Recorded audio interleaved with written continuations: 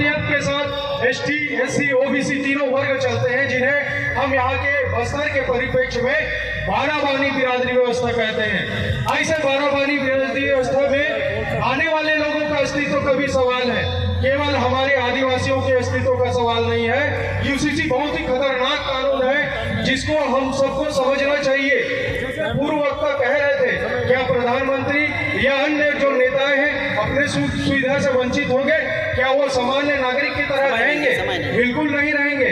लेकिन एक तरह से एक खास विचारधारक को यहाँ हमारे भारत के ऊपर थोपने का प्रयास किया जा रहा है। इन सब को हमको समझना पड़ेगा।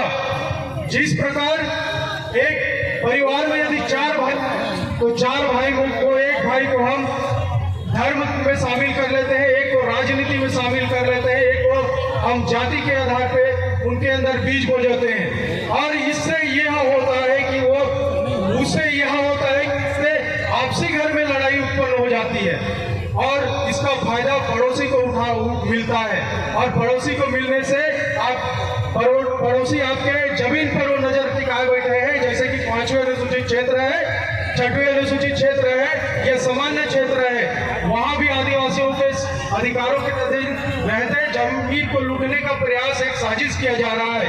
एक मणिपुर की जो घटना है उनका पूरा पीछे का निचोड़ देखें तो उसका मामला आता है जल जंगल जमीन का। वहां के जमीन पर उनको कब्जा करना है, लेकिन आरक्षण के नाम पे उनको लड़ाया जा रहा है। इनको हमको समझना पड़ेगा, नहीं तो हमें आपस में आदिवासी वर्सेस आदिवासी का लड़ाई करवा देंगे और वो अपने हमारे जमीन पर वो कब्जा कर लेंगे। इन चीजों को हमको समझना पड़ेगा।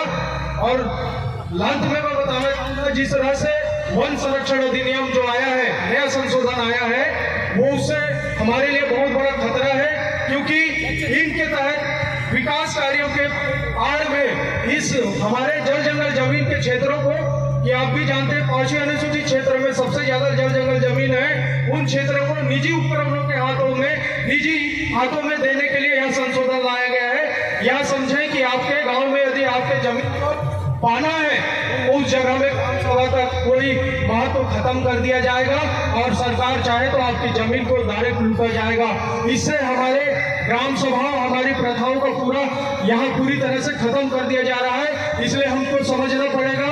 और जिस तरह से अभी भारत में जो चल रही है कि एक भारत जो अनेकता में एकता, भारत की विशेषता, अनेक धर्म जाति के लोग यहाँ रहकर भारत का निर्माण करते हैं, वही भारत के निर्माण को आज उन लोग तहस नहस करने के लिए तरह तरह के विचार, तरह तरह के षड्यंत्रकारी प्रयोजन कर रहे हैं। उन सबको हमको समझना पड़ेगा, नहीं तो उनका जो मंशा है भारत को एक खास धर्म विचारधारा चलने वाला हिंदू राष्ट्र की जो उनका घोषणा है, उनके आधार पर वो चल रहे हैं। इन पर हमको अंकुश लगाने की आवश्यकता है, साथ ही संविधान के अनुरूप चलने की आवश्यकता है।